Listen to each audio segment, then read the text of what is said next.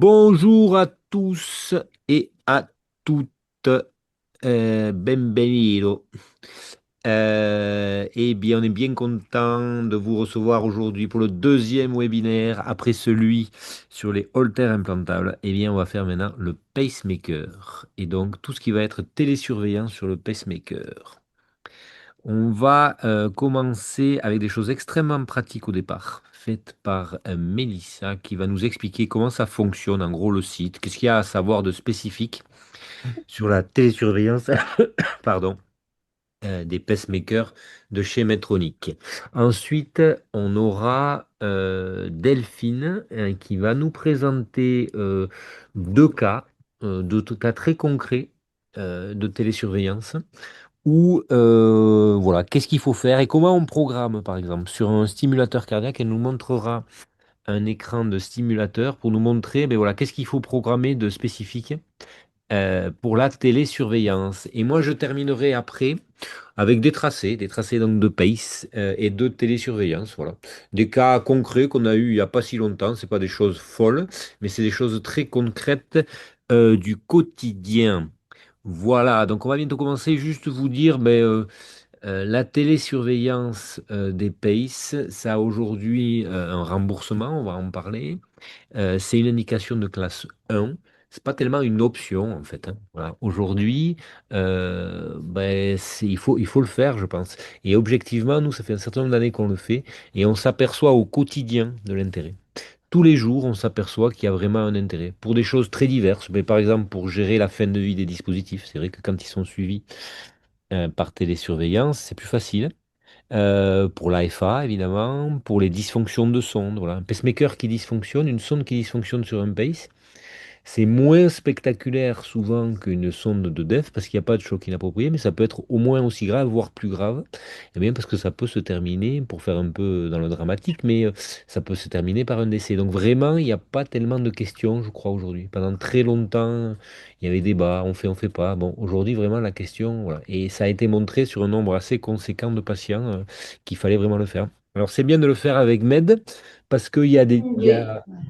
il y a des dispositifs différents. Par exemple, vous avez les pacemakers avec sonde et les pacemakers sans sonde, mais on verra qu'il y a des spécificités. Par exemple, pour le pacemaker sans sonde, ça marche différemment. Il y a des pacemakers avec sonde endocavitaire anciens et des plus récents, et ça a pas mal évolué. Voilà. Avec l'Azur, par exemple, ça fonctionne pas du tout de la même façon que fonctionnait avec l'Adapta. Donc il y a des spécificités à connaître. Par exemple, on pourrait se dire, on pourrait ne parler que de l'Azur, mais c'est important de connaître ce qu'il y a au niveau de l'Adapta parce qu'il en reste encore quelques-uns qui sont en fonction. Voilà, donc je vous propose que l'on commence.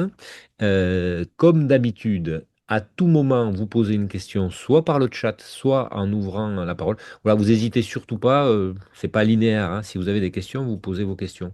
Donc, je te propose, Mélissa, de commencer avec qu'est-ce que tu penses, voilà, les spécificités, qu'est-ce qu'il y a à connaître. Et là, je crois que tu es sur le site, le Kerlink, et on va regarder qu'est-ce que tu as à nous dire. À toi. Donc bonjour à tous. Du coup oui, donc là c'est la page principale du site Carlink où on peut voir différentes informations. Donc la première ici c'est là où il y aura toutes les transmissions reçues avec événement ou sans événement. Ici c'est tout ce qui est gestion du patient. Donc tout ce qui est planification manquée, les moniteurs déconnectés, les transferts de patients. Il faut savoir que chez Medtronic, il y a des pacemakers automatiques, mais il y a aussi des pacemakers manuels. C'est bien de se faire des planifications pour pouvoir suivre si le patient fait ses transmissions ou s'il oublie de les faire, parce que ça ne sortira jamais dans les moniteurs déconnectés vu que c'est manuel. Ici, vous pouvez donc faire ajouter un patient et en dessous, vous avez tous les bandeaux avec les différentes annonces de Medtronic, notamment ici pour pouvoir faire le renvoi des moniteurs pour le recyclage. Et après, là, vous avez des informations comme les montants pour le remboursement, tout ça. Au niveau des pacemakers, donc là, j'ai mis deux patients. Pour se rendre compte quelle prothèse est automatique et non automatique, ici, il y a un petit sigle de signal. Donc là, quand il y a le petit signal ici, ça veut dire que le pacemaker est Mélissa, automatique. je Oui. peux t'interrompre. Qu'est-ce que tu appelles automatique et pas automatique?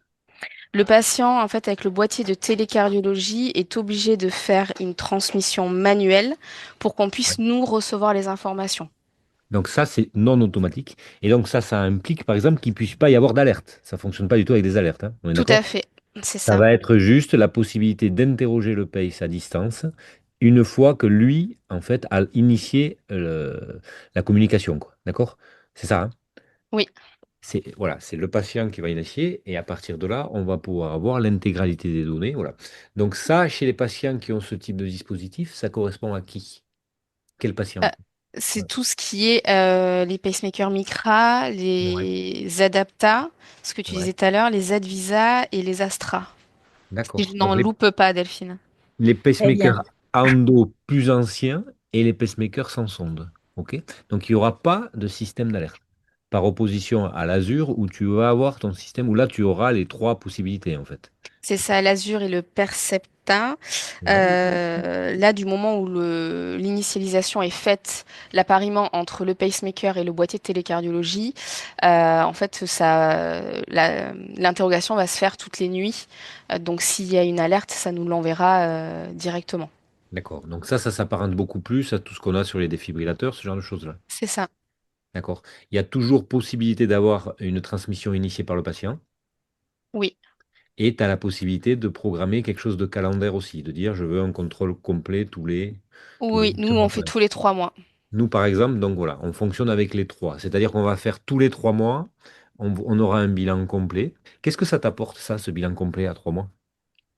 Ben, ça nous apporte surtout le fait que des fois, en fonction de comment c'est programmé sur le pacemaker, on se rend compte que sur le pacemaker, par exemple, la FA a été mise sur arrêt et du coup, si on n'a pas la planification, on ne recevra jamais la FA qui s'est produite. Quand tu dis sur arrêt, c'est-à-dire qu'on a demandé à ne pas recevoir d'alerte, hein, c'est ça? Ouais. Exactement. Par Mais Ou je contre, vais quand le... tu plutôt, on ne programmes- l'a pas activée. En fait, elle n'a pas été activée à l'implantation. Ok, ok, d'accord. En Bon. nominal, elle est sur arrêt.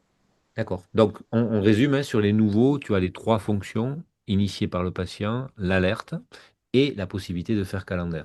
Mais par contre, sur un pacemaker sans sonde, ça ne fonctionne pas du tout comme ça, hein. On est d'accord? Oui, Ok. Peut-être parce que sur un pacemaker sans sonde, il y a très peu de mémoire, en fait. Et de, Voilà. oui, C'est-à-dire qu'il n'y a, et de il y a batterie. pas de FA enregistré, il n'y a C'est pas de ça. TV enregistré. Et donc, forcément, ça a moins de sens, voilà, de fonctionner avec ce type d'alerte-là, en tout cas. Ok. oui. Ça va être un peu gênant, enfin, c'est pas le bon mot, mais Mm. c'est vrai que ce système d'alerte, par exemple, pour la fin de vie, c'est quand même bien pratique, la fin de vie du dispositif, évidemment. Évidemment. Voilà, c'est qu'on a la possibilité, effectivement, bah, pas besoin de rapprocher les contrôles. En fin de vie d'un Micra, il faudra peut-être un peu rapprocher les transmissions, de façon à ne pas rater le moment où voilà, les transmissions initiées par le patient, quoi. OK? Visiblement, ce sera réévalué pour les prochaines générations de Micra, où ce module télécardio va être peut-être plus performant de ce fait. Ouais. Dans les Micra au départ, ce qui est posé problème, c'était la batterie. Il y avait des Voilà, doutes.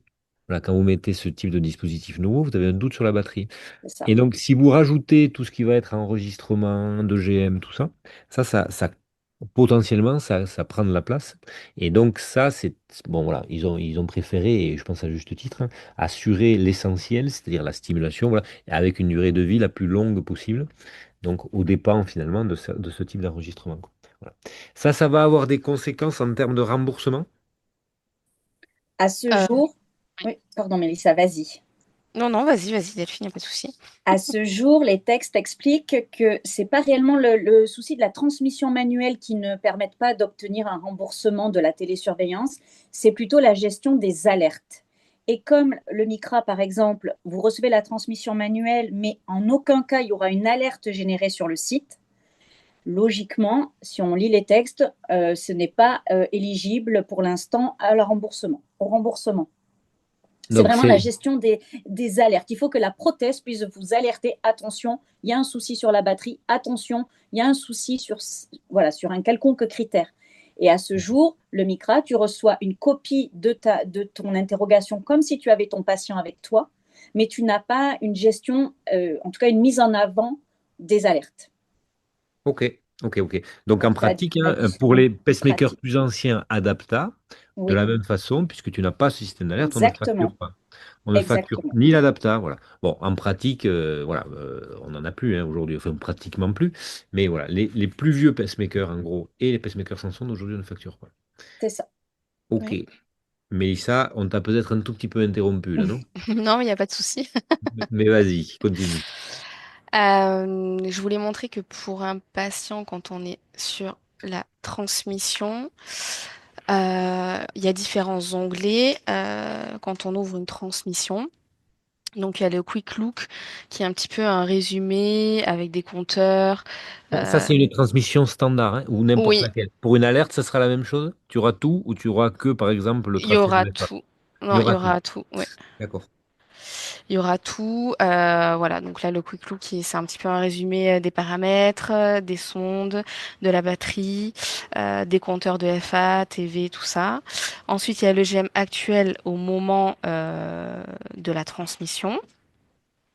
Après, il y a tout ce qui est épisode, s'il y en a. Il y a le cardiaque compass. Qui permet de voir, après là on choisit sur 14 mois ou sur les 90 derniers jours, où là on peut voir aussi quand est-ce que le patient a été interrogé donc en télécardiologie ou interrogé par un programmateur ou si la programmation a été changée sur le pacemaker, notamment avec ces petits sigles en haut. Donc le I avec le trait, ça veut dire que il y a eu une interrogation avec le boîtier de télécardiologie. Le I sans le trait, ça veut dire qu'il y a eu interrogation de la prothèse. Et le P, c'est pour dire qu'il y a eu interrogation de la prothèse, mais que il y a eu un changement de programmation. Ça, Euh, tu as ça aussi quand tu interroges les PACE, systématiquement. Ça, par exemple, Delphine, elle regarde à chaque fois. Oui. Elle regarde si ça fonctionne ou pas la télémédecine. Non, mais voilà, c'est tout bête, hein, c'est la façon, c'est simple de voir si effectivement le patient est télésurveillé, effectivement, quoi. Et puis parfois, on a des i soulignés au lieu d'en avoir 3, 4 sur l'année qui correspondent aux transmissions trimestrielles. Des fois, on se trouve face à une centaine de i soulignés. Là, on est sûr que le patient n'a pas compris que ça fonctionnait de façon automatique. Et du coup, tous les jours, dans le doute, il appuie sur son moniteur de télécardiologie pour initier une transmission manuelle. Et là, ça permet lors du contrôle et d'avoir le patient et de lui expliquer que c'est de façon automatique. Il ne doit pas appuyer tous les jours sur son moniteur parce que là, quand même, pour le fait, ça a une incidence en termes de batterie. Oui, comment tu l'évalues cette incidence? À combien? Alors, s'il appuie tous les jours pendant un an, il est probable que le pacemaker ait une longévité réduite d'un an. De 1 an. Oui, en gros, là, c'est D'accord. un peu à la louche que je vous donne cette info. Peut-être que quelqu'un a quelque Ouais. chose de plus précis. Ah ben, Mais en on va dire que gros, tous les jours, oui, tu tronques en tout cas ta longévité de 12 ans à 11 ans. ouais. Bon, dans la Ouais. mesure où normalement ça doit être allez, une transmission tous les, allez, je sais pas combien, Là, ça devient beaucoup moins significatif là c'est l'ordre de quelques jours dans une année. de batterie, sauf si tu as un mésusage où effectivement tu envoies tout le temps, tout le Exactement. temps, tout le temps, quoi. C'est ça. Ok. Ensuite, vas-y, continue, Mélissa. Donc dans ce cardiaque compass, il y a plusieurs graphiques avec les tendances, notamment avec la charge de FA, la fréquence ventriculaire pendant justement l'AFA, le pourcentage de stimulation aussi, l'activité patient, la variation de la fréquence cardiaque et après tout ce qui est optivol, impédance thoracique. Donc ça, on le voit assez bien avec les graphiques. Et ensuite, dans plus de rapports, on peut avoir tout ce qui est les tendances des sondes. Donc, on peut voir si c'est plutôt linéaire, les impédances, les seuils, tout ça, ou si ça change. Ensuite, surtout, ce qui peut être pas mal, c'est tout ce qui est paramètres.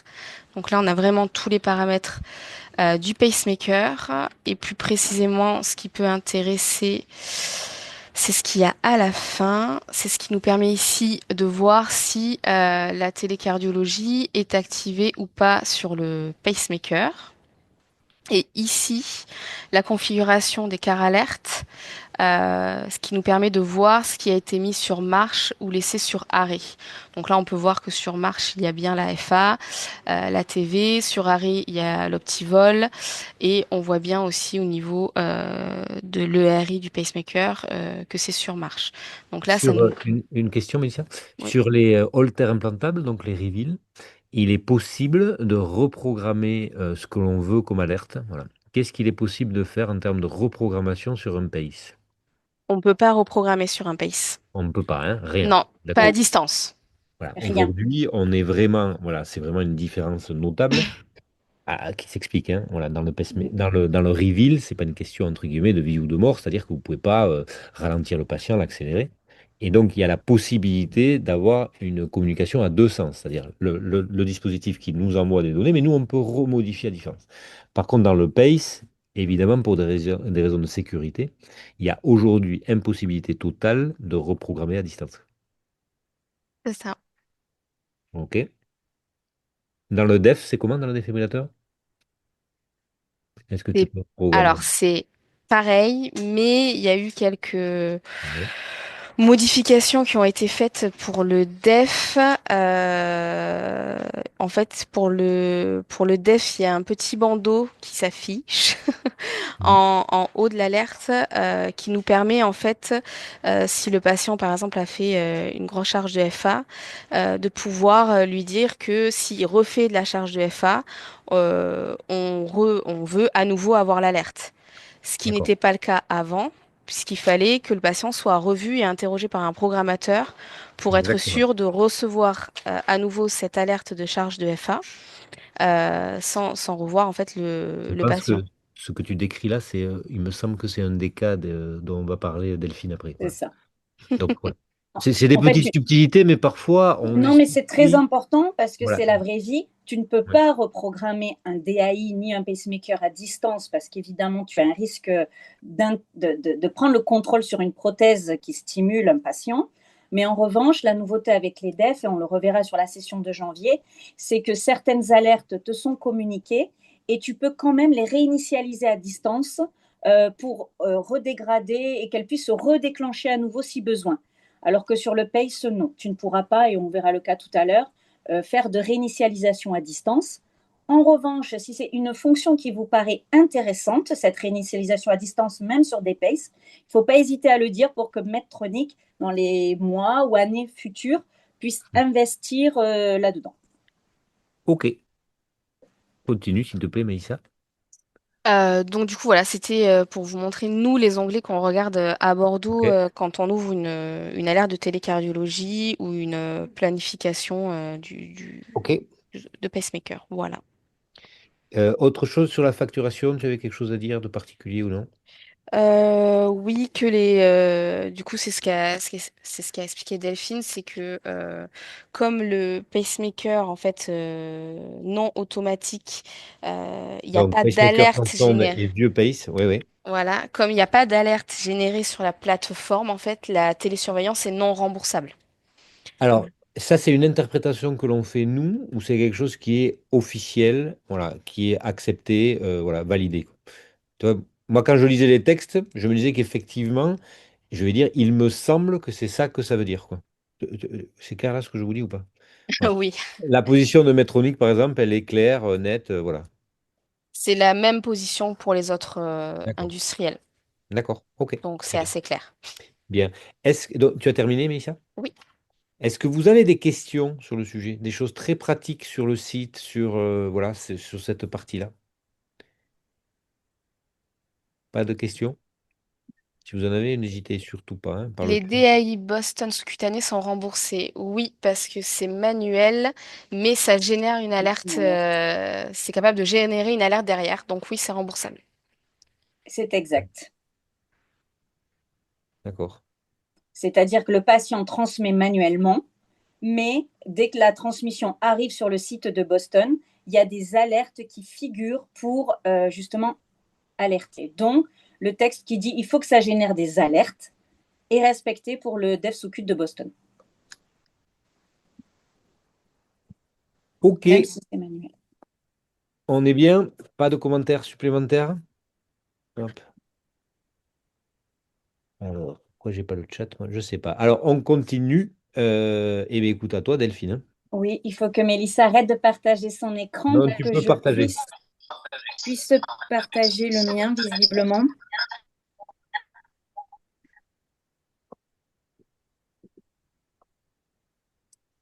Ou tu as dû me sortir de co-hôte. Ouais. Tu m'as un peu fatigué là, donc Ouais, j'ai trop parlé. Stimuprat Édition, t'es où? Non, c'est l'iPad de Delphine. Voilà, ça devrait être iPad. bon. Ça y est, C'est bon, tu vois, finalement, ça marchait. ça va arriver. C'est bon.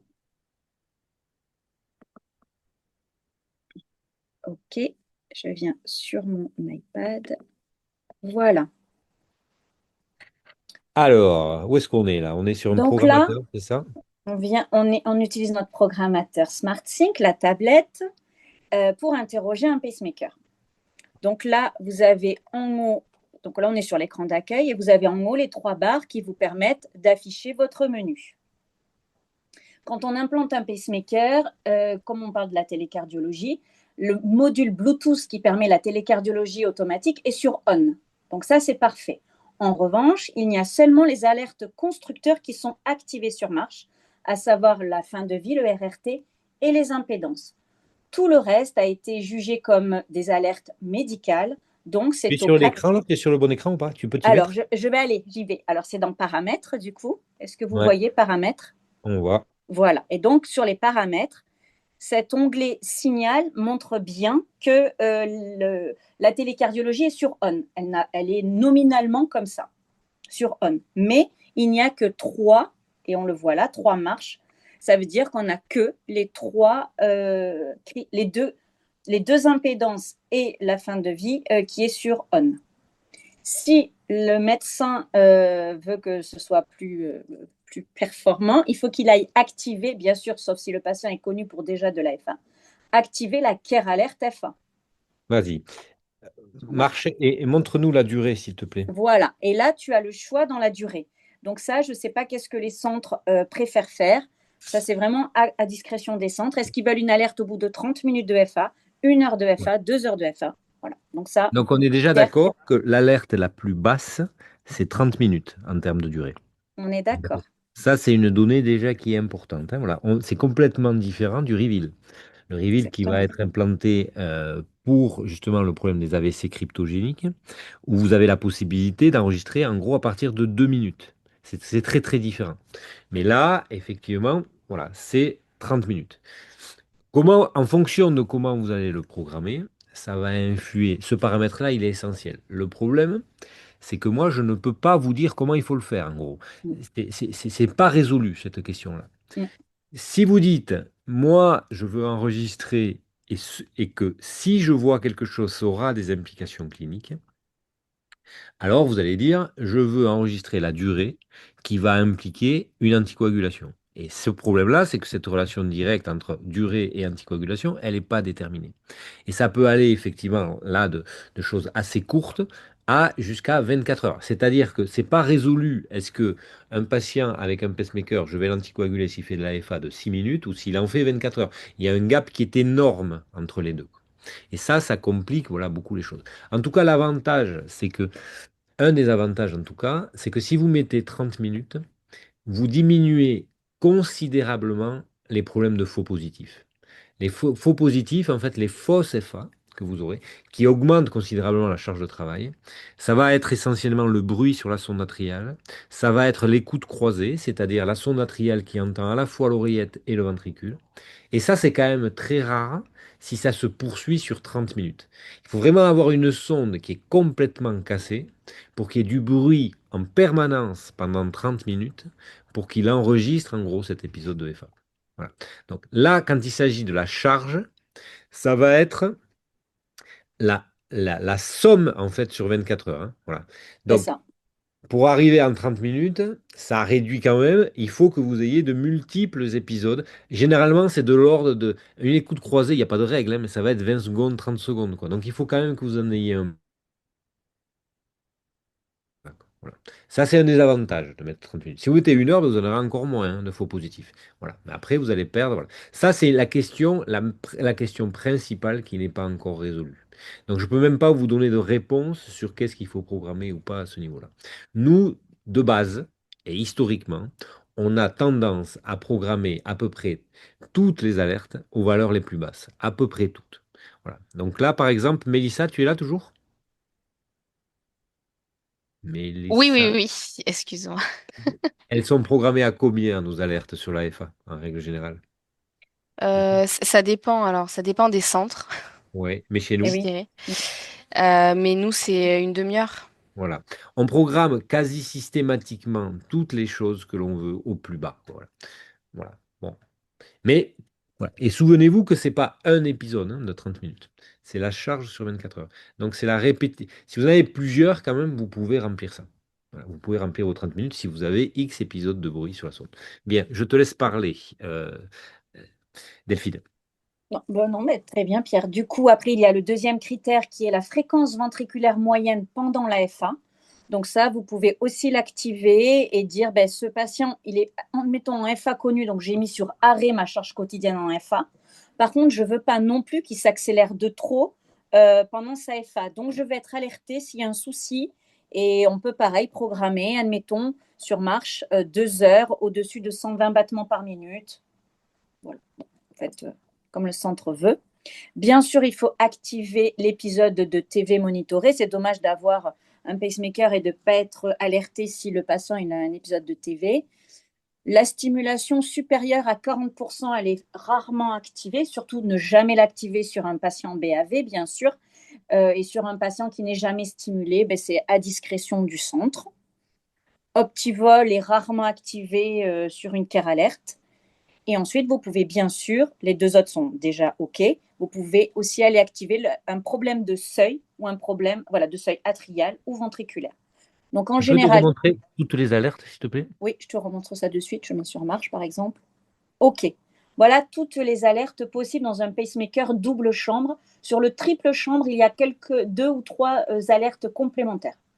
Alors, nous, là, si tu regardes ça, la tension pile faible, ça, indispensable, hein. Mm. La capacité de pouvoir avoir un diagnostic immédiat quand on rentre au moment où il faut changer. Alors, un point aussi important, hein, quand vous rentrez en RRT, il y aura une modification de la fréquence à l'aimant, mais par contre, le fonctionnement de votre pacemaker va rester identique.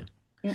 Vous voyez, ça, le mode de stimulation permanent ne change pas. En revanche, si vous appliquez l'aimant dessus, bon, là, vous allez avoir une variation de fréquence. Mais marque par marque, c'est important que vous sachiez, est-ce que le passage à la RRT implique ou pas une modification de la programmation. Voilà. Si je prends Microport par exemple, hein, Microport, quand ça passe à la RRT, au moment où il faut changer, vous allez passer, même si c'est un double chambre, en VVI 70.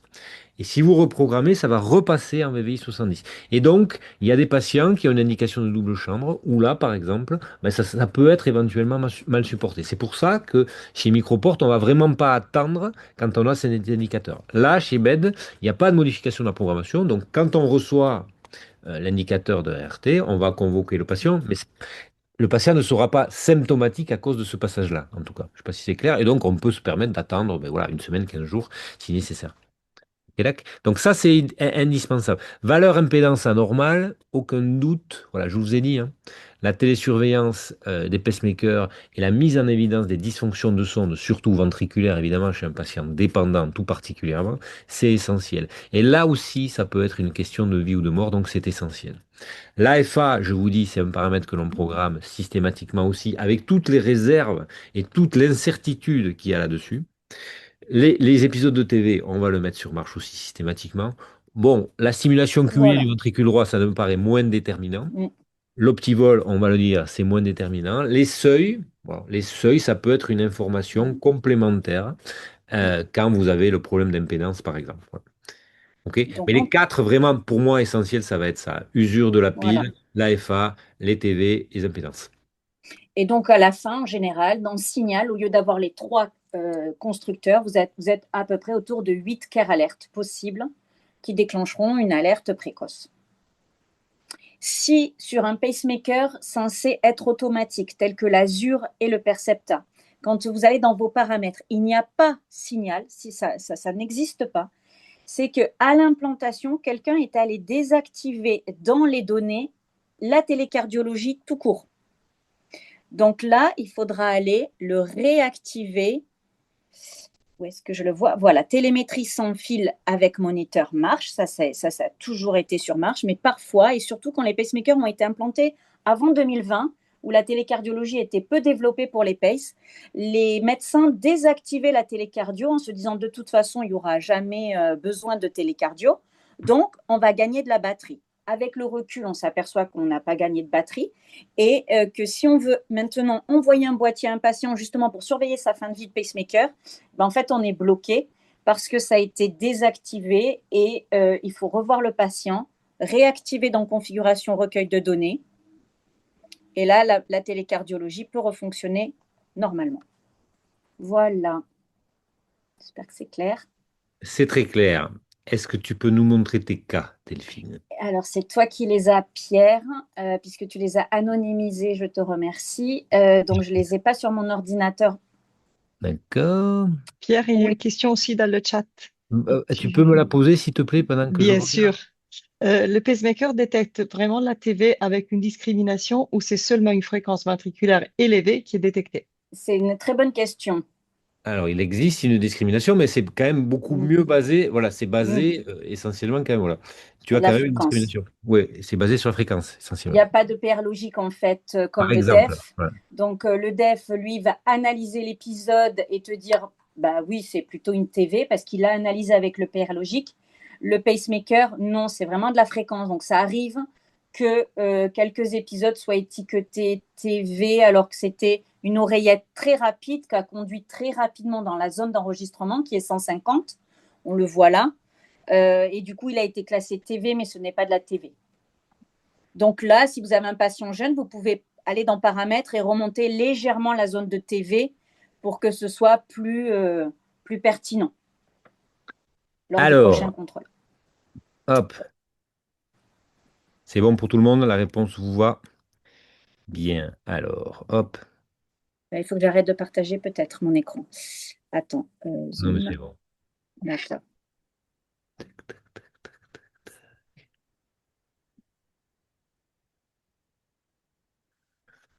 Vous voyez mon écran là? Oui, on le voit très bien. Alors, Idéalement, attends. ça c'est le 6 octobre. Ouais. On Alors, va aller attends. plutôt sur le juste On deux commence avant. par la FA. Celui-là, celui-là, Allez. ça ou quoi? Non, Lequel tu veux? c'était très bien le premier que tu as fait. Là, non, non, non, non, à gauche. Oui, voilà, celui-là. Merci. Celui-là. Donc là, on a souvent cette question. Ça nous arrive d'avoir la question. euh, Ils ont reçu une care alerte de FA paroxystique et puis après, dans les mois qui ont suivi, ils n'ont rien reçu de nouveau. Et puis donc, ils se disent que tout va bien. Et puis à la télécardiologie, lors de la transmission planifiée trimestrielle, ils s'aperçoivent en fait que le patient, il a fait beaucoup de FA dans les 3 mois qui ont suivi, qui précédé, mais ils n'ont pas reçu de nouvelles care alertes. Donc là, on voit Donc, que tu me c'est dis, hein, en gros, c'est un cas où on reçoit une première alerte de FA, exactement le 21 puis, août. voilà, et puis on n'en reçoit plus.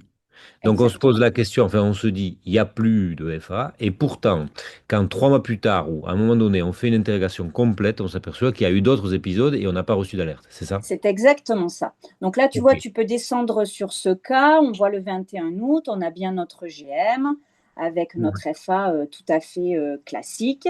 Euh, Ouais, donc on voit les signaux voilà, manifestes, c'est des signaux vrais, on a une transmission au niveau, enfin, on est stimulé dans le ventricule, c'est un patient peut-être qui est en BAV3 avec une F lente, très bien. ok. Donc on descend notre interrogation. C'est exactement ce que nous a montré Mélissa tout à l'heure. On a Le toujours, pace n'est pas usé, ok. voilà. Et on voit bien dans l'aperçu rapide sur le côté les deux i soulignés qui se rapprochent avec notamment ce gros épisode de FA supérieur à la charge qui a été programmée. Donc tu vois, il y a marqué charge supérieure à 6 heures. Donc on Ouais. suspecte que la care alerte, là, elle n'a pas été programmée par le CHU de Bordeaux à 0,5 heures, mais elle est restée en nominal à 6 heures. Ok. Donc, le patient a fait 6 heures de FA, ça m'a géré une alerte. Et quand tu descends, en fait, c'est dans les Là, là, observations. hein. Dès que tu as une care alerte, elle est notée alerte ou signal, et ça t'explique ce que c'est. Donc, les filles de télécardio ont bien vu cette alerte, le médecin a été prévenu. OK. J'aime bien quand c'est genré comme ça. Les filles de la télémédecine et le médecin. Voilà. Pardon, C'est très... c'est vrai. Les, Mais les, tout à fait. Alors ensuite, les paramédicaux. ça, tu veux Et puis, voir? paye le 6 octobre, transmission planifiée à distance par le centre, trimestrielle. Et donc, le 6 octobre, elles ouvrent la télétransmission. Et là, elles s'aperçoivent qu'en fait, ce patient, depuis août, est bien en FA. On voit vraiment le graphique très noir. Il est passé en FA permanente. Ouais. Et le souci, c'est que depuis août, elles n'ont pas reçu d'informations supplémentaires. Et on voit les compteurs 20. Et voilà. Donc, OK, il y a vraiment une observation que la charge quotidienne en FA depuis 47 jours est supérieure à 6 heures, mais tu n'as pas ce système d'alerte. Ok. Tu veux voir le troisième? Oui. Bon, ça, c'est les épisodes. Donc, en fait, l'explication, elle est très simple. Le pacemaker t'a alerté, mais il s'attend à ce que tu l'interroges avec un programmateur pour dire c'est bon, j'ai vu et je redescends mon niveau d'alerte. Comme il n'y a pas la possibilité de faire de réinitialisation à distance, pour lui, il est toujours dans son mode de sa première care alerte. Et ce sera seulement quand il sera revu avec un programmateur que ça redescend son niveau et ça permet de te réalerter de nouveau. Voilà. C'est important, hein, ça. C'est Le clair. fonctionnement avec des alertes, c'est essentiel parce que parfois on passe. Voilà. Il faut bien comprendre. Voilà, si vous dites que vous allez suivre le patient, par exemple, il va falloir que vous sachiez exactement comment ça fonctionne. C'est Là, ça. en l'occurrence, voilà. OK? Voilà. Je ne sais pas si les personnes qui sont connectées, voilà, ça leur parle. Est-ce qu'ils ont eu déjà ce genre de choses? Mais Voilà, il ne va pas y avoir de récurrence d'alerte dans ce cadre-là, quoi. OK? exactement. Parfait. Est-ce que vous avez des questions? Non? On passe au second cas. Hmm. Tu veux commencer par ça ou pas? Tu as le choix entre Je veux ça, bien. ça et ça. Tu me dis ce que tu préfères. Ok, alors reviens sur le premier que tu as montré, ça n'a pas d'importance. Donc là, en fait, tu peux descendre dans Observation. Voilà, en fait, là, je ne suis pas dans le système de Care Alert, puisqu'on a vu les Care Alert qu'on pouvait programmer tout à l'heure. Là, le rouge, c'est toi qui l'as rajouté C'est hein, moi sur qui le l'ai post-it. rajouté, oui, D'accord. sinon ça serait Voilà. trop facile, mais c'est moi qui l'ai Mais rajouté pour un d'accord. petit moyen mémotechnique. Malheureusement, il n'y a Euh, pas un truc rouge qui apparaît comme non, ça pour te dire où il non, faut regarder. non, non. D'accord. Et donc, quand c'est Care Alert, c'est vraiment marqué signal ou alerte. Là, on a juste une observation, mais qui est intéressante à voir. C'est échec de la vérification de la position de la sonde atriale. Donc là, quand même, ça te le dit, mais ce n'est pas une alerte. Et du coup, ben, tu vas aller voir le GM, et juste en suivant. Tu te dis qu'est-ce que c'est. Et là, on voit bien notre GM atrial et notre GM ventriculaire avec les AS et les VS qui sont concomitants. Donc, on voit bien à l'EGM que la sonde atriale est très probablement tombée dans le ventricule. C'était l'objet de l'observation. Voilà. Et chaque nuit, Ou vous savez que le l'inverse. pacemaker. Oui, Ou j'ai envie de l'inverse. dire c'était la sonde atriale qui ne serait pas tombée dans le ventricule. Ah, ben, tu peux être si tu as les deux qui sont simultanés, ça marche dans les deux sens. Voilà, c'est ça. Soit la sonde ventriculaire a reculé dans l'oreillette, soit la sonde auriculaire est tombée dans le ventricule. C'est ça. Et du coup, ça vous le dit, ça vous informe. Ouais. Donc là, ça sera communiqué pareil lors des transmissions trimestrielles.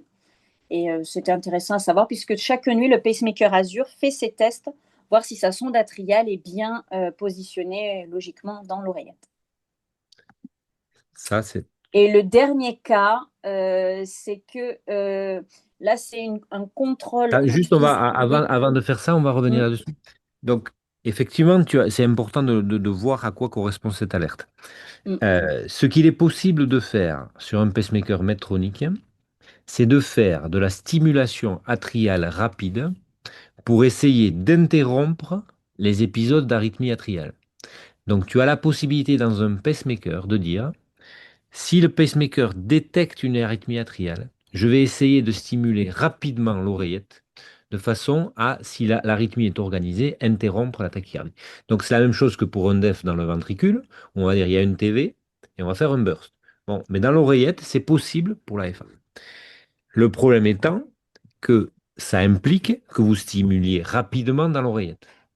Et dans les cas comme ça, c'est mieux si la sonde auriculaire est bien dans l'oreillette et pas dans le ventricule. Ce que vous ne voulez surtout pas, c'est que votre sonde atriale se soit déplacée dans le ventricule, qu'il y ait un faux diagnostic de FA et qui se mette à stimuler rapidement dans le ventricule, parce que là, c'est pas un DEF, il n'y a pas de possibilité de choquer derrière. Donc, vous voyez, c'est ce risque-là. Et donc, pour prévenir ce risque-là, l'idée, ça a été de dire, on va tester tous les soirs. Alors, c'est à 2h45, ça, Delphine, à chaque fois, elle s'en souvient bien, parce qu'on a eu un patient en commun, et c'est elle qui avait fait le diagnostic, mais à 2h45, il va se mettre à stimuler de façon avec des hautes amplitudes au niveau de l'oreillette pour voir, et il va arriver à voir qu'il y a une probabilité assez forte que la sonde soit déplacée, puisque quand on stimule l'oreillette, mais au niveau du ventricule, on détecte juste après le spike atrial, on détecte un ventricule. Je ne sais pas si c'est clair, mais en gros, on va stimuler l'oreillette en se disant que si elle est le ventricule, on va capturer le ventricule et la sonde ventriculaire va l'entendre. Et donc ça permet de diagnostiquer le fait que la sonde atriale soit déplacée dans le ventricule. Et donc, ça permet de dire, ben, dans ce cadre-là, on va éviter eh bien, même si vous avez programmé une stimulation anti-tachycardique pour la FA, ben, ça va se déprogrammer automatiquement. Mais sachez que même si vous ne programmez pas ces algorithmes, mais ce test, il sera réalisé quand même. Vous comprenez? Même si vous n'avez pas mis les bursts et les tachycardies pour arrêter la FA, ce test va être réalisé quand même. Et donc c'est pour ça que vous pouvez voir cette observation. Là, en l'occurrence, ça a très très bien marché parce que manifestement, en tout cas, une des deux sondes s'est déplacée. Un des points particuliers, c'est que pour mettre ça en évidence, il y a une stimulation atriale avec des hautes amplitudes et en unipolaire. Et parfois, quand vous stimulez en unipolaire, mais vous pouvez avoir des patients qui ressentent cette stimulation. Quand vous stimulez en unipolaire, vous pouvez avoir une stimulation pectorale. Et donc, on a un patient en commun avec Delphine où il se plaignait d'être réveillé tous les soirs à la même heure et il sentait quelque chose au niveau de son muscle pectoral. Et, et il vous disait très clairement, c'est vers 2h30, 3h moins le quart, voilà. Toujours à la même heure, voilà, tous les nuits, voilà. Déjà, quand vous avez quelqu'un qui vous dit ça, que toutes les nuits, il est réveillé par un truc particulier, moi, j'ai pas tendance à me dire ce patient a un problème psychiatrique ou ce genre de choses.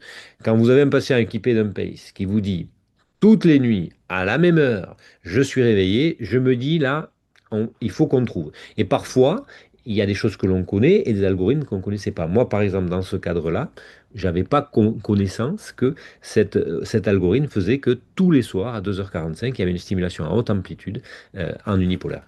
Une fois qu'on a compris ça, on a déprogrammé. Voilà. Mais sachez que cet algorithme-là, il est programmé en nominal, même si vous n'avez pas programmé la stimulation antitachycardique dans l'oreillette. Exactement. Oui. Donc, si tu as quelque chose à ajouter, tu peux, sinon tu enchaînes. Voilà. Eh ben, tu parlais de l'heure. Et ça, c'est Ouais. hyper important parce qu'en fait, c'est lors des consultations qu'on s'aperçoit des choses. Parce que sur toutes les prothèses Medtronic, l'algorithme dont vient parler Pierre était en arrêt en nominal. Et quand on a lancé l'Azur, il avait été mis sur marche, mais en nominal, mais personne réellement de chez Medtronic le savait. C'est parce que les patients exprimaient des choses qu'on a commencé à se poser les questions et qu'on a compris. Et bien là, un peu pareil, au niveau de l'heure des dispositifs. Chez Medtronic, on a deux usines qui fabriquent les pacemakers dans le monde, une en Suisse, qui est sur le même fuseau horaire que nous, et une à Singapour, qui est sur le fuseau horaire asiatique, avec 8 heures de décalage. Et en fait, ceux qui arrivent de Singapour, les numéros de série terminent par un G, et ils arrivent avec 8 heures de décalage avec nous. Du coup, là, le patient, et j'en ai vu un il n'y a pas très longtemps, lui, il était gêné tous les jours à 9h45 du matin. Donc, 9h45, c'est ce 45 qui m'a interpellé à nouveau. Et bien lui, c'était à 9h45. Pourquoi? Parce qu'il a 8 heures de décalage avec nous. Donc ça aussi, c'est un critère très important, l'heure.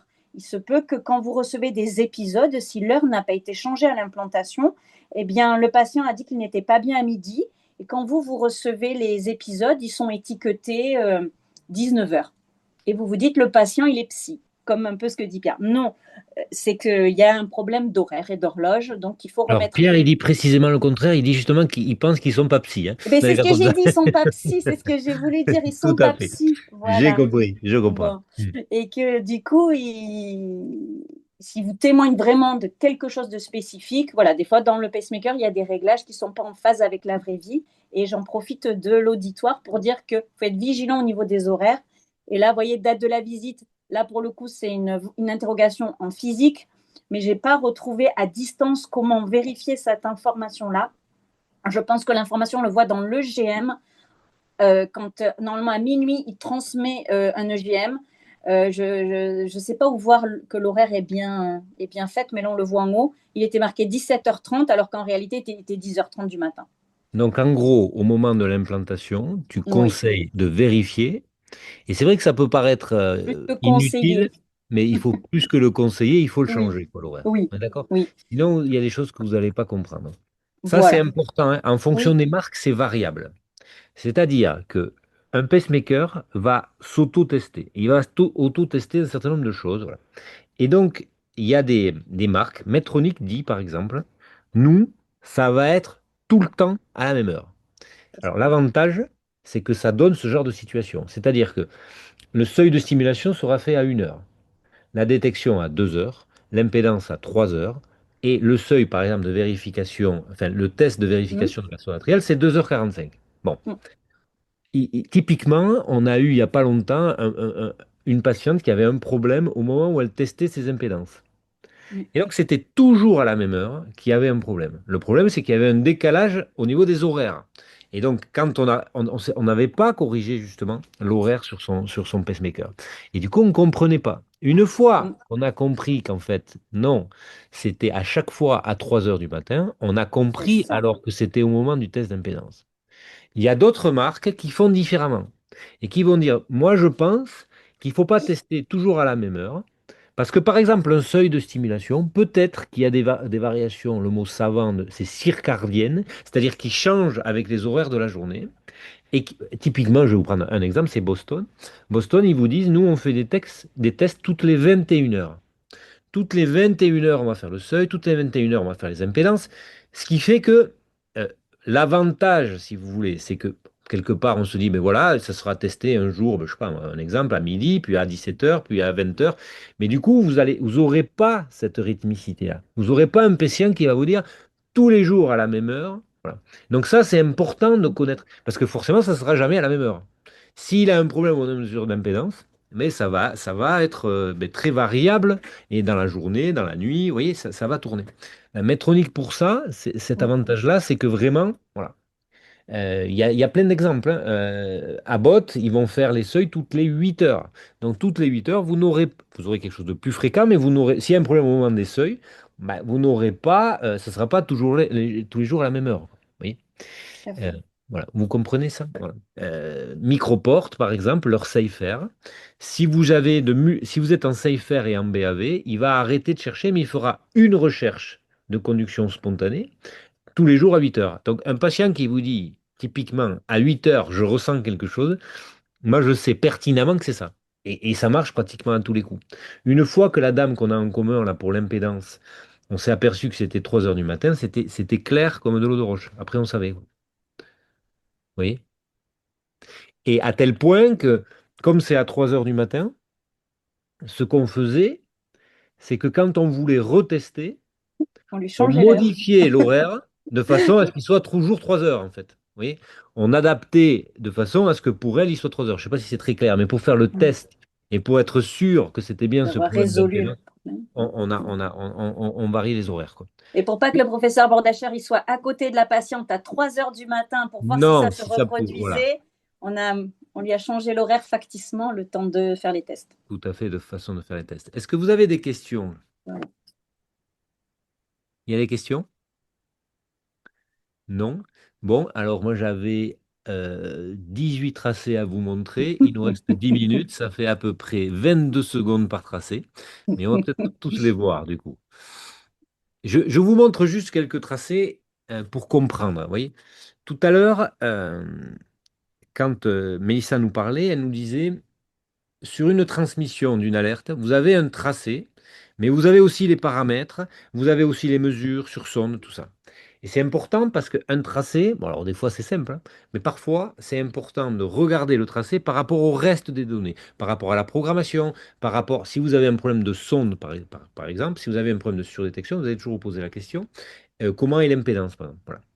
Il y a une deuxième donnée, voilà, qui est essentielle et qui est difficile en télémédecine, mais qu'il faut avoir ce réflexe. C'est que souvent, il faut, et ce que vous n'avez pas directement, puisque le patient n'est pas là, quand vous recevez une alerte, c'est qu'est-ce que faisait le patient à ce moment-là. Voilà. Qu'est-ce qui se passe à ce moment-là? Et moi, je pense qu'une unité de télémédecine qui fonctionne bien, et évidemment, le but, c'est pas d'appeler tout le temps les patients. Mais quand vous avez un doute, vous appelez le patient et vous verrez que parfois, vous avez la lumière qui s'allume, quoi. Voilà. Ah, je comprends de quoi on parle. Je vais vous montrer quelques tracés, voilà, là-dessus. Voilà, là, vous avez un premier tracé ici. Vous avez un diagnostic de FA, TAFA. Vous voyez, durée 38 secondes. Donc ça, durée 38 secondes, on est dans la question vrai FA, pas vrai FA. Quand vous avez FA durée un épisode, 4h12, ça n'est jamais de l'écoute croisée, ça n'est jamais du bruit. Alors jamais, c'est vraiment le mot qu'il faut jamais employer justement, mais vous avez une probabilité qui est extrêmement faible. 38 secondes, ça peut être effectivement vrai, comme ça peut être du bruit ou de l'écoute croisée. Donc quand vous voyez votre tracé, on comprend, on a un rythme atrial très rapide, on a un rythme ventriculaire un peu désorganisé. Voilà. Maintenant, si on va sur l'UGM, qu'est-ce que vous dites? Est-ce que quelqu'un a une idée? Il y a une interférence. Il y a manifestement une interférence. Voyez? Pourquoi je vais dire qu'il y a une interférence? Parce que déjà, c'est sur les deux canaux. Vous avez le canal ventriculaire et le canal atrial. D'accord? Alors, Renaud, il faut couper le son. Hop. Très bien. Donc, vous avez une interférence extérieure, donc il n'y a pas de raison que ce soit sur une des deux sondes. Et après, le tracé est caractéristique. Donc, interférence, quel type d'interférence, tu dirais? Ah, Médiatique, c'est ce qu'on appelle le 50 Hz. Le 50 Hz, vous voyez, qu'est-ce que ça veut dire 50 Hz? C'est physique, hein. Ça veut dire que vous avez un signal qui va être sinusoïdal avec 20 millisecondes entre chaque signal, entre chaque pic. Donc de ça là, je vais dire, ça ressemble à du 50 Hz. Et il est évident, mais si vous zoomez, regardez quand vous zoomez, 50 Hz, ça veut dire 20 millisecondes. Entre deux traits comme ça, vous avez 200 millisecondes. Donc dans le 50 Hz, vous avez 10 pics en fait. Oui. Le tracé de base, quand vous zoomez, c'est comme si vous changiez la vitesse de défilement en fait. Mais vous allez dire, voilà, 1, 2, 3, 4, 5, 6, 7, 8, 9, 10, c'est bien du 50 Hz en fait. 50 Hz, c'est physique. C'est pas peut-être du 50 Hz. C'est ou c'est pas du 50 Hz. Je sais pas si c'est clair ce que je vous dis. Mais en gros, vous regardez et vous comptez votre nombre de pics et vous en avez 10 à chaque fois, entre deux grands carreaux. Parce que c'est du 50 Hz. Donc c'est le courant, le secteur, vous avez quelque chose à un moment donné qui a interféré. C'est clair ça? Donc là, typiquement, si vous regardez souvent vos alertes, vous aurez l'information le lendemain, en gros, typiquement. Et là, vous allez pouvoir lui dire, à telle heure de la journée, qu'est-ce que vous faisiez? Et là, vous allez arriver à diagnostiquer. Donc, vous allez comprendre ce qui s'est passé parce qu'il va vous dire, s'il a un minimum de mémoire, la veille, effectivement, oui, j'étais en train de faire ça, j'étais à tel endroit, j'étais en train d'utiliser tel système, effectivement, voilà, je ne sais pas, quelque chose qui était mal isolé, et vous aurez votre diagnostic. D'accord? Donc le diagnostic, il vient de un, l'aspect caractéristique au départ, c'est sur les deux canaux. Je zoome, je mets en évidence le nombre de pics, et en gros, je vais dire, voilà, c'est une interférence électromagnétique. J'interroge le patient. Voilà. Et cette notion de euh, aidez-vous dans les diagnostics en n'hésitant pas à interroger le patient si vous avez un doute. C'est pas parce qu'il n'est pas là, des fois c'est pas facile, mais appelez-le, demandez-lui et vous verrez que ça va faciliter. Et en l'occurrence, là en plus, vous allez pouvoir lui dire, ben voilà, vous avez tel appareil électroménager par exemple qui dysfonctionne. OK? Un deuxième tracé qui est très proche, bon là le premier tracé était extrêmement caractéristique.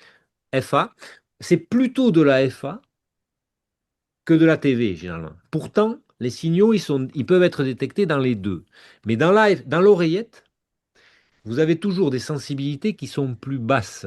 C'est-à-dire que si vous programmez 0,3 millivolts, par exemple, dans l'oreillette, je ne sais pas moi, 1,5 dans le ventricule, à 0,3, vous allez détecter beaucoup plus facilement les choses. Donc c'est plutôt un diagnostic de FA que vous aurez que des diagnostics de TV. Parce que finalement, on détecte mieux. Vous voyez, là, vous les détectez tous. Et pourtant, les signaux, comme là, hein, hop, ici, là, vous voyez, la surdétection, elle est dans l'oreillette, elle est beaucoup moins dans le ventricule. Et pourtant, les signaux, on les voit aussi dans le ventricule. D'accord? Mais le niveau de sensibilité n'est pas le même. Donc, on détecte mieux dans l'oreillette. Voilà. Si je vais là-dessus, parfois, je vous dis, c'est moins net. Voilà, le tracé était caractéristique. Mais si vous zoomez, n'hésitez pas à zoomer sur les tracés. Vous retrouvez cet aspect sinusoïdal. Tac, tac, tac, tac, tac, plus ou moins bien. Alors, quand je vous dis qu'on compte 10, des fois, il y en a qu'on ne voit pas très bien, donc c'est pas facile de compter. Mais bon, c'est de cet ordre-là. On s'aperçoit qu'on est à peu près 10 pics. 10 pics dans deux sens, ça veut dire 20 millisecondes. 20 millisecondes, c'est donc du 50 Hz. Mais là, c'est le cas. Je vous dis, des fois, il y a des tracés évidents. N'hésitez pas à amplifier et à zoomer, à vous servir, voyez, de ça sur votre PDF. Amplifier et zoomer. Parce que là, par exemple, c'est plus difficile. Est-ce que ça, c'est du muscle, par exemple? Un signal complètement aléatoire. Ou est-ce que c'est du 50 Hz? Je zoome. Et l'aspect que vous avez là, celui-là, par exemple, ça là, ça ne peut pas être quelque chose de physiologique comme un muscle qui, voilà, ça c'est manifestement un signal physique, voilà, complètement régulier, sinusoïdal, ça c'est du 50 Hz. Ok. Là aussi, vous appelez le patient et il va vous dire à tel moment je faisais ça, quoi. Si vous avez des questions, n'hésitez pas. Là, qu'est-ce que vous me dites là-dessus? Est-ce que vous avez un avis sur ce tracé? C'est un diagnostic de quoi au départ? Là, pour le coup, TVNS. Qu'est-ce que vous me dites là-dessus? Mais ça, typiquement, pas facile. Oui, d'abord, c'est un patient qui est bivé. Ça, là, est-ce que c'est vrai, est-ce que c'est pas vrai au niveau du ventricule? Vous avez l'impression que vous n'avez pas un tracé qui est complètement clean au niveau de l'oreillette, mais c'est moins ample. Mais il y a quelque chose d'un peu bizarre quand même. Ça, soit c'est de la fibrillation ventriculaire, bon, vous allez le savoir assez vite parce que le patient ne va pas aller très bien, soit effectivement c'est du bruit, une interférence. Ok? Ça ressemble pas à un problème de sonde. Moi, j'ai l'impression que ce tracé-là n'est pas nickel. Alors, qu'est-ce que vous voyez aussi? C'est que si c'est de la surdétection, ce patient, il a l'air stimulé en permanence, mais justement, quand il surdétecte, VS, ça vous fait des pauses quand même. Donc ça, c'est pas tout à fait impossible que ce patient soit symptomatique là-dessus. Je vous dis, par exemple, de ça, j'ai beaucoup de mal à vous dire quel est le diagnostic. Ce patient, on l'appelle, et on s'aperçoit qu'au moment où il y a ça, il était en train d'être opéré au niveau de la hanche. Chirurgie de la hanche, bistouri électrique, et c'est parce que je sais qu'il est opéré que j'en déduis ce que c'est. Je vous dis, faire de la télémédecine et de l'interrogation en face à face, ça a beaucoup de choses similaires. Il y a la petite différence, c'est que ben, vous n'avez pas le patient devant vous. Si vous avez ça dans la mémoire et qu'il vous dit c'était hier à 13h12 et qu'il vous dit j'ai été opéré, s'il est là devant vous, c'est facile. S'il n'est pas devant vous, n'hésitez pas à poser la question. C'est une fois qu'on a posé la question au patient qu'on a eu le diagnostic. Ok? Je vais avancer assez vite, mais bon, ça, on va passer. Hop. Juste, je vous montre ce dernier tracé. Bon, voilà, on n'aura pas vu beaucoup de tracés, mais on aura vu ça. Ça, c'est un autre cas où on reçoit ce tracé-là qui va être étiqueté TV moniteur. Donc, on voyait, on a ça, ça fait pas vrai, hein. Voilà, c'est très bizarre comme tracé. Enfin, vrai dans le sens, ça ressemble pas à une TV. Quand on regarde, voilà, c'est un tracé assez particulier. Là, il me reste une minute, donc je vais conclure. Mais de la même façon, là, ça, c'est l'interrogation d'une fausse tachycardie au moment où le patient avait un TAVI. Il a bénéficié d'un TAVI. Quand on met un TAVI, alors c'est pas une fausse tachycardie, mais au moment où on délivre le TAVI, on met une sonde et on va stimuler de façon rapide, de façon externe. Et donc on va créer une tachycardie. Et donc là, on va voir un truc où on va voir le spike, la dépolarisation ventriculaire. Le spike qui est externe, c'est-à-dire une sonde externe, c'est pas le pace qui stimule, c'est une sonde externe qui stimule. Et on voit cet aspect très particulier où on a une tachycardie quand vous regardez vos cycles, 140 millisecondes, c'est la différence, la distance entre le spike et la détection du ventricule. de la capture ventriculaire par le pacemaker. Peu importe, ce que je veux vous dire, c'est un tracé très particulier. On se demande bien, mais qu'est-ce que c'est que ce tracé? Si vous appelez et que à ce moment-là, le patient vous dit, mais oui, hier, en fait, à cette heure-là, je bénéficiais de la pause d'un TAVI. Ah d'accord, j'ai compris. Quoi. Vous voyez, la lumière vient. Si vous l'appelez pas et si vous travaillez un peu dans le noir, plus difficile. Donc n'hésitez pas dans votre pratique quotidienne, quand vous avez tracé, vous avez un doute, appelez. Parfois, ah ben oui, là, j'ai compris. Il est en train d'être opéré, bistouri électrique. Il est en train d'avoir un TAVI. Ah ben, je comprends tout à fait de quoi il s'agit. Sinon, là, si tu me montres ce tracé-là, je t'avoue que je te dis, mais je ne sais pas du tout de quoi il s'agit. Le TAVI, ça donne des tracés très particuliers. Quand vous en aurez vu un, après, vous les reconnaîtrez tous. Mais encore faut-il que vous sachiez qu'il avait le TAVI à ce moment-là. Voilà, les amis, j'ai à peu près terminé. Est-ce que vous avez des questions? Non? Delphine, quelque chose à rajouter? Tout parfait. Adriana? Non plus? On ne t'entend pas, Adriana, mais il faut que tu... Voilà, ça Voilà, y est. parfait. J'ai appuyé sur le bon bouton. Parfait. Merci beaucoup, Pas de soucis, pas Pierre, de questions? Delphine, Mélissa. Non, est-ce que vous avez des questions? Eh bien, écoutez, très bien, si vous avez trouvé ça intéressant, mais je suis bien content. Je vais vous souhaiter une bonne journée à tous. Ce que je vous propose avec Adriana et Delphine, c'est qu'on fasse le troisième. Voilà. Bon, en une La heure, date est fixée la pour, date est fixée, la donc date voilà. est fixée pour le mardi 20 janvier. Eh bien, on vous renverra les invitations. On est content, si vous voulez, nous, on est très contents. Voilà. Et si vous avez des questions, vous n'hésitez surtout pas. OK, les amis? Bien, je vous souhaite une bonne journée à tous et à toutes. Bye bye. Merci beaucoup. Merci. Au revoir.